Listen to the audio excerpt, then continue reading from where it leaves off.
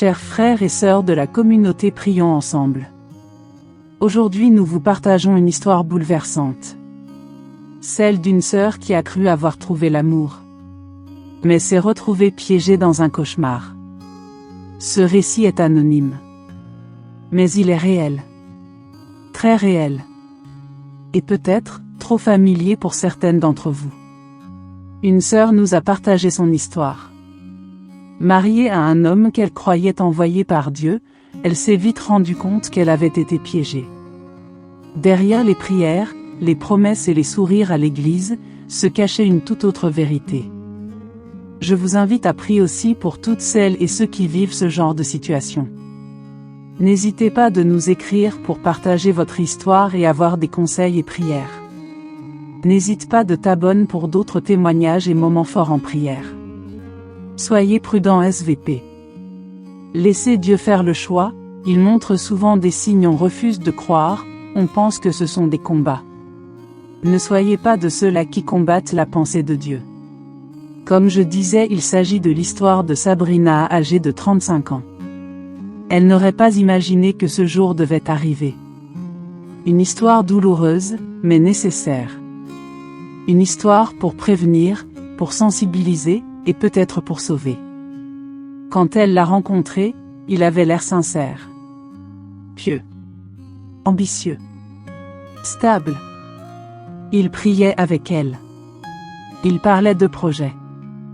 Ils ont travaillé ensemble comme un vrai couple soudé, prêt à affronter les tempêtes à deux.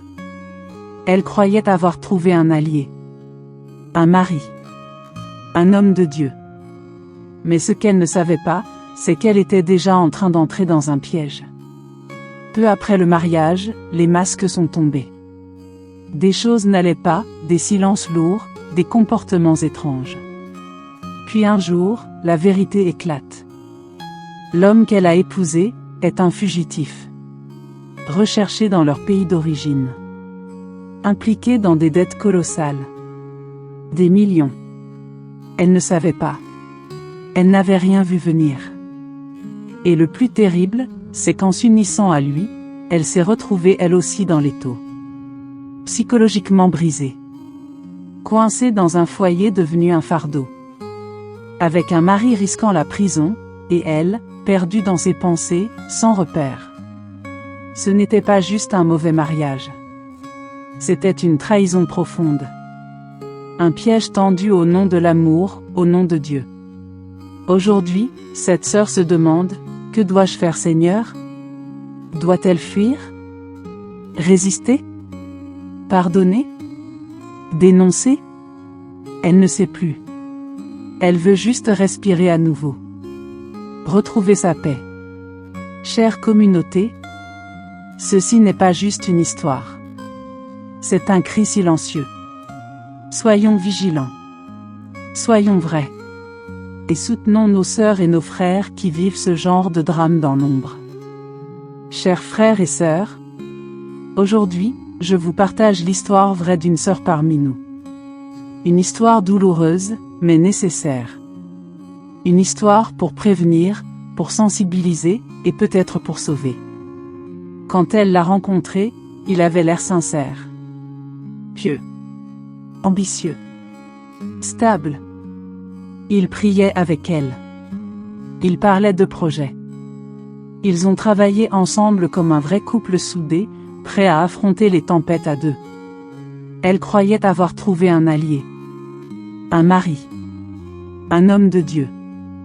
Mais ce qu'elle ne savait pas, c'est qu'elle était déjà en train d'entrer dans un piège. Peu après le mariage, les masques sont tombés. Des choses n'allaient pas, des silences lourds, des comportements étranges. Puis un jour, la vérité éclate. L'homme qu'elle a épousé est un fugitif, recherché, impliqué dans des dettes colossales, des millions. Elle ne savait pas. Elle n'avait rien vu venir. Et le plus terrible, c'est qu'en s'unissant à lui, elle s'est retrouvée elle aussi dans l'étau. Psychologiquement brisée. Coincée dans un foyer devenu un fardeau. Avec un mari risquant la prison, et elle, perdue dans ses pensées, sans repère. Ce n'était pas juste un mauvais mariage. C'était une trahison profonde. Un piège tendu au nom de l'amour, au nom de Dieu. Aujourd'hui, cette sœur se demande, que dois-je faire, Seigneur? Doit-elle fuir? Résister? Pardonner? Dénoncer? Elle ne sait plus. Elle veut juste respirer à nouveau. Retrouver sa paix.